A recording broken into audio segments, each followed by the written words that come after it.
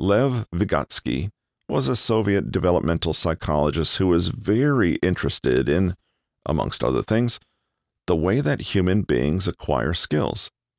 In particular, he investigated the way that children learn to do what they do and what that might imply about human beings in general, not to mention how we might learn better or perhaps unlearn when necessary. Vygotsky proposed his theory of the zone of proximal development. Traditionally, educational psychologists had always focused on what a child could do at each stage of their development and how to measure their ability. Vygotsky challenged this and proposed that there are really two stages of development that run in parallel. One, the child's actual level of competence when tested. Two, the child's potential level, i.e., what they were capable of when tested with guidance and support from other people or the environment.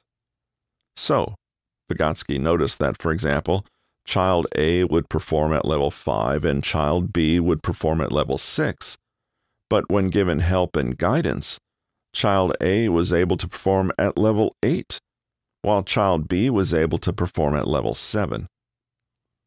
The difference between actual competence and potential competence he called the zone of proximal or potential development.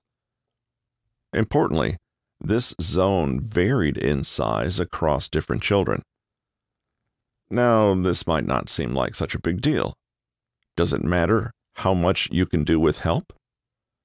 Vygotsky's genius was to notice just what a big difference it does make. In fact, he thought that what a child could do with assistance was a far greater predictor of personal and mental development than what they could do unassisted.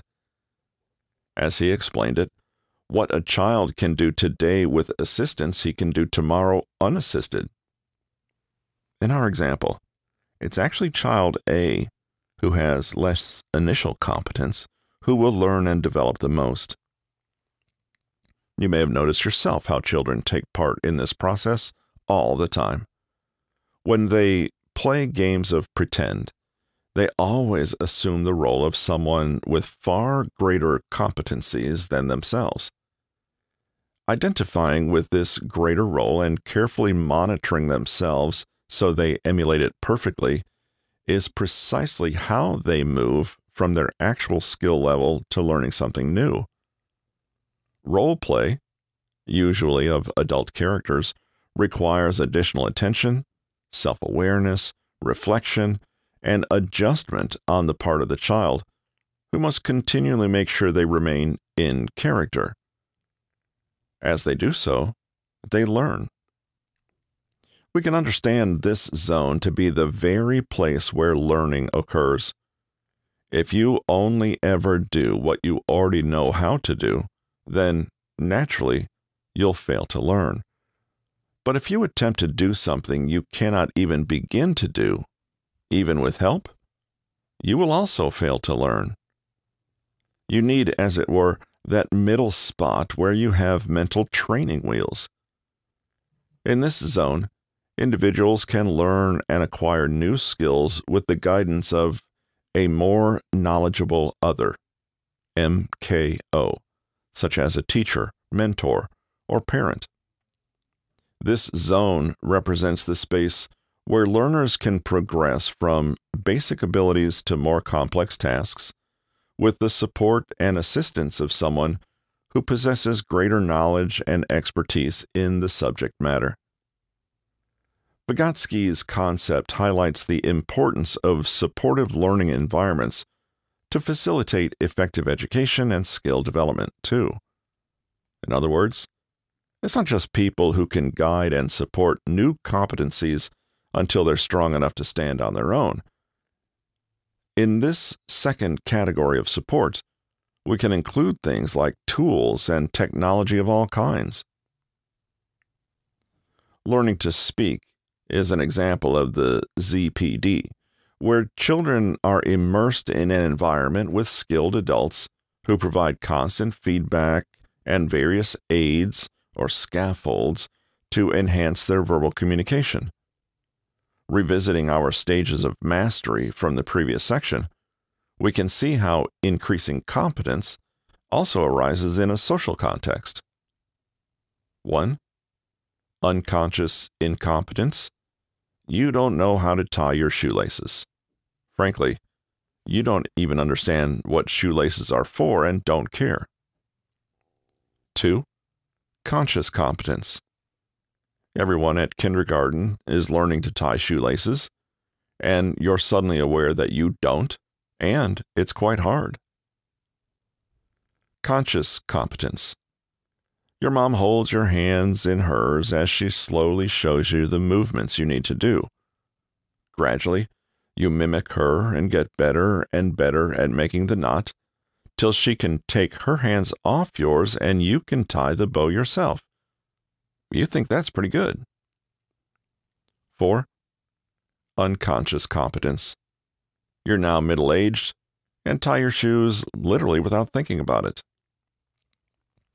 In the above example, your mom's hands on yours are a manifestation of the zone of proximal development. Following her lead, you slowly learn to do it.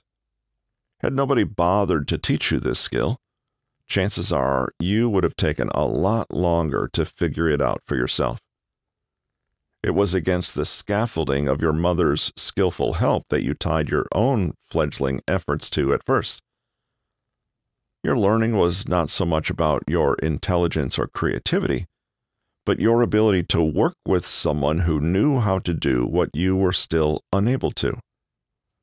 Scaffolds can be physical or mental aids, such as using props in yoga or mnemonic devices to remember music staff lines. Fading is then the gradual process of removing these scaffolds, i.e., taking the training wheels off, as individuals become proficient in the skill on their own. The ZPD is a powerful framework for understanding how we learn best from others and accelerate our progress in various domains. In a way, it may seem obvious, but in other ways, it directly challenges many assumptions about how learning works. There's never a clear, sharp line between what we can and can't do. The growing edge, as it were, is not self-generated, but arises because of interaction with the social environment. Genius and raw talent are great things, but the ability to really work well within your ZPD is the true essence of learning. Here's how to apply the zone of proximal development theory to your practice. Assess your current position and learning style. Determine where you currently stand in terms of knowledge and skills, and identify the areas you want to improve.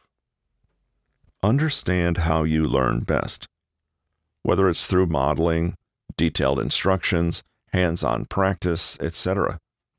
You may not even have this insight yet, in which case a teacher or mentor will be particularly helpful. For instance, if you're trying to be a better cook, start by evaluating your current cooking abilities.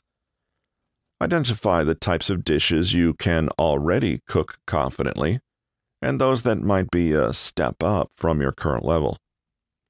Next, consider how you prefer to learn cooking skills, whether you learn best by following written recipes, watching video tutorials, or having someone demonstrate the cooking process for you.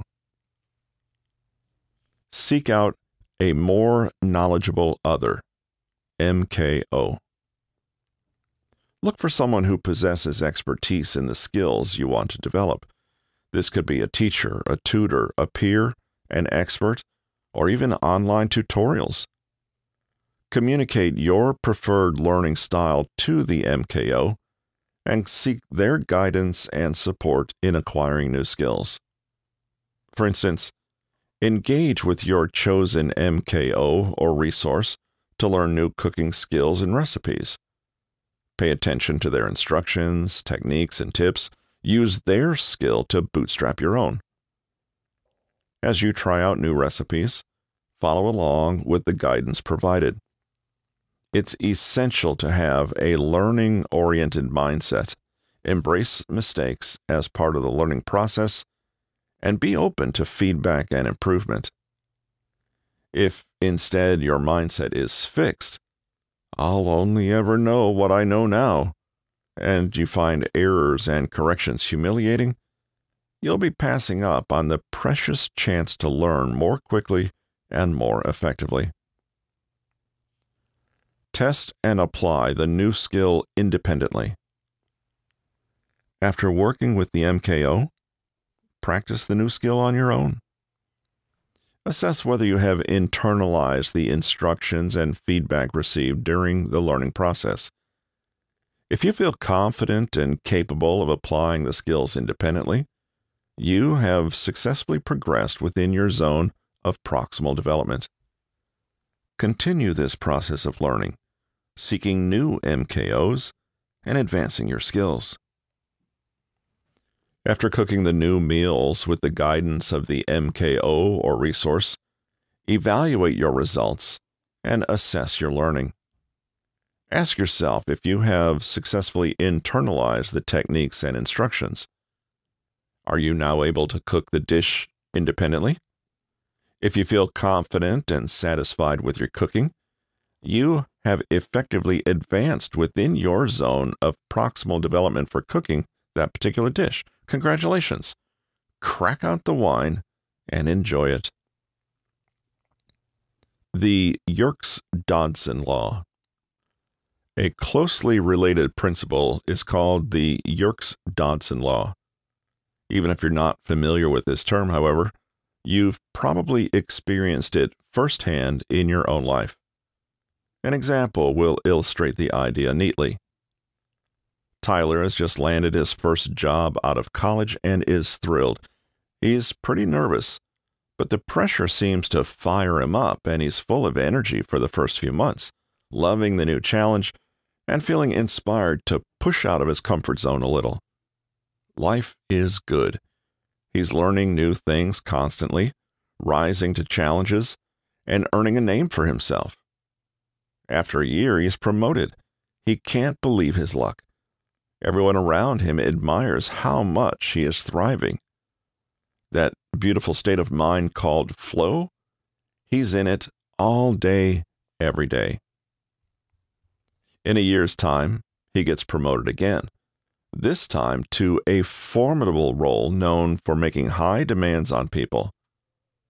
More than anyone, Tyler knows the value of pushing yourself, though, so despite his apprehension, he accepts the new position. This time it feels different, though. It quickly becomes clear that the challenge alone is no longer energizing him. He's genuinely lost at times and starts making pretty big mistakes. Things start to feel rushed and out of his control. He isn't even sure who to tell that he's struggling or how they can even help him. In fact, each new demand seems to just fill him with dread. He doesn't get it. He loves this field, he loves his work, and he used to be inspired by challenge. These days he wakes up and thinks, I'm actually a big fraud and a loser. Clearly I can't do this thing. It's just too hard. What happened? Well, according to psychologists Robert Yerkes and John Dodson, Tyler's simply experiencing a particularly skewed ratio of arousal. That's stress to you and me, and performance. The theory, first put forward in 1908, is based on experiments with rats motivated by electric shocks to escape a maze. The inverted U curve graphically represents the relationship between their arousal state and their performance, showing that performance actually improves with moderate pressure, reaches a peak, and then declines if pressure becomes too high or too low. This is what happened to poor Tyler. He was a rat who found the sweet spot, but then went beyond it and experienced a drop in performance. According to the theory, peak performance occurs when the level of pressure matches the task's demands. We tend to imagine that the world would be great with zero stress. But this is not quite true. Some stress is useful, since it motivates and inspires us. Otherwise, there'd be no such thing as fun competition, right? When pressure is too low, people lack motivation and may approach their work in a lazy manner. Basically, they get bored. This is the area to the far left of the graph, where pressure is low, and so is performance. In contrast, when pressure is too high, it overwhelms people rather than inspires them. Their performance drops off as they feel anxious, rushed, intimidated, confused, or that awful sense of dread that Tyler felt. It's easy to see why. Faced with a task that is so difficult you know you couldn't possibly crack it, what else would you feel but a sense of defeat? The middle of the curve represents the optimal state where individuals are both motivated by pressure and yet not overloaded, enabling them to experience flow, a highly productive and enjoyable state of work. Achieving this balance is key to achieving one's personal best. There are two big insights from this observation. 1. Stress is helpful, provided it's at the right level. 2. While struggling at a task is often a result of the demand being too great and arousal being too high, you can just as well experience poor performance because you're not stressed enough. You've probably spotted the overlap between this diagram and the zone of proximal development. Our area of best performance is analogous to the zone of proximal development. We fare better when challenges are just beyond our capabilities, but not massively so. A big mistake Tyler could make now, however, is to decide he's burnt out and overstressed and completely turn down the demand on himself. He would then overshoot and find himself in the boredom zone and again underperforming. We see again that optimal learning, growth, and development are never a one-size-fits-all solution, and our best approach is likely to change over time, just as we change and our needs and blind spots change too. Sometimes the best tactic will be to increase the challenge. Sometimes the best tactic will be to do the exact opposite. You may start out doing things a certain way, and it may genuinely work, but that doesn't mean you should stick to that strategy forever. The Yerkes-Dodson law goes on to identify 4 key influencers of this overall relationship between arousal or stress and performance. 1. Skill level. 2. Personality. 3. Trait anxiety. 4. Task complexity. This is a big deal. What counts as stress for you may not seem that way to someone else, and experts will have different challenges and experiences to beginners. Furthermore, context is obviously a big part of it, and so is the skill complexity and difficulty, i.e., are you talking about tying shoelaces or building software for a particle accelerator? Skill level influences performance and may require adjusting pressure to maintain engagement. Personality also plays a role, with extroverts potentially performing better in high-pressure situations, while introverts may thrive with low pressure. Trait anxiety, or a person's self-talk, can impact performance, with confident individuals better able to handle pressure. They tend to have a bigger zone of proximal development because their guiding teacher is actually their own inner voice coaching them through. Something to think about. Task complexity affects how individuals respond to pressure, with simple tasks being more suitable for higher pressure and complex tasks benefiting from a calmer environment. To use insights from this law, consider the following tips. Align practice sessions with your energy levels. Pay attention to your energy patterns and identify when you feel most alert and focused.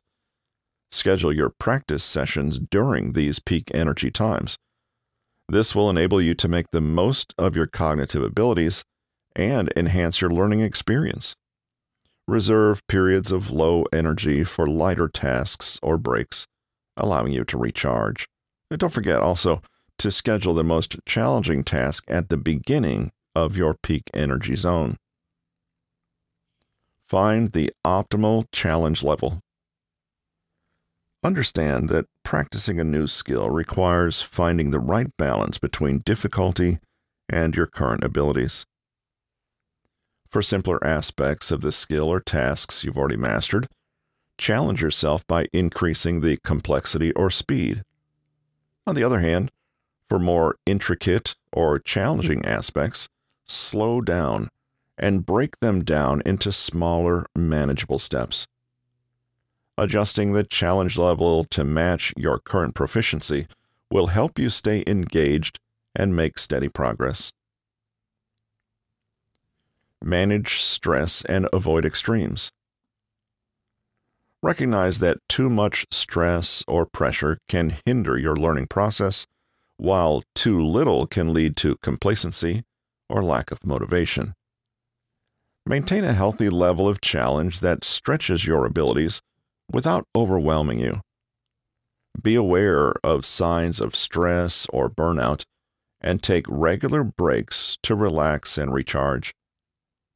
Utilize stress management techniques such as mindfulness exercises or positive self-talk to keep stress levels in check and maintain a positive mindset during your skill practice. Finally, one of the worst things you can do when working with both your aspirations and your limitations is to incorrectly ascribe difficulty to your innate core self. What this might mean is that you push yourself beyond your zone of competence, fail, and then immediately self-criticize and conclude that you're stupid and can't do it. Instead, get neutral and get curious. If you slow down or ease up on the complexity, does the task become easier? At what point are things manageable? And when do they tip over into being unmanageable? By the same token, don't find yourself experiencing boredom and immediately conclude that the task is worthless or uninteresting. Dial up the challenge a notch first and observe your reaction. Summary. To learn effectively, you need more than talent. You need a solid plan of attack, the right mindset, and plenty of contingency planning, i.e., you need to learn how to learn. Not all practice is created equal. There are 3 types: naive, purposeful, and deliberate practice, the latter being most effective. This is where we act deliberately in a well-defined field with clear distinctions between experts and novices, with a skilled coach providing tailored practice strategies and feedback. The deliberate practice roadmap is a reiterative spiral. It begins with finding a teacher, then entails assessing your limits, setting SMART goals, focus practice, and feedback, and then it repeats. Slow practice is practicing a sequence at a slower tempo first and gradually increasing the speed to reach the desired performance level. Energy isn't infinite. We need to be strategic to make the best use of it. Energy tends to be higher at the start of a session, so practice the more challenging tasks first. Aim for skills that are about 5 to 10% above the current maximum skill level. Be willing to push outside your comfort zone. Learning proceeds through 4 stages: unconscious incompetence, conscious incompetence, conscious competence, and unconscious competence. Pitch your efforts according to the needs and skills of the level you're at. The difference between actual competence and potential competence is called the zone of proximal development, where you can achieve with the help of a more knowledgeable other. Working within this sweet spot can help you optimize your practice. The Yerkes-Dodson law shows that performance improves with moderate pressure, reaches a peak, but declines if pressure becomes too high or too low. Try to find the optimal stress and challenge level, which may change over time.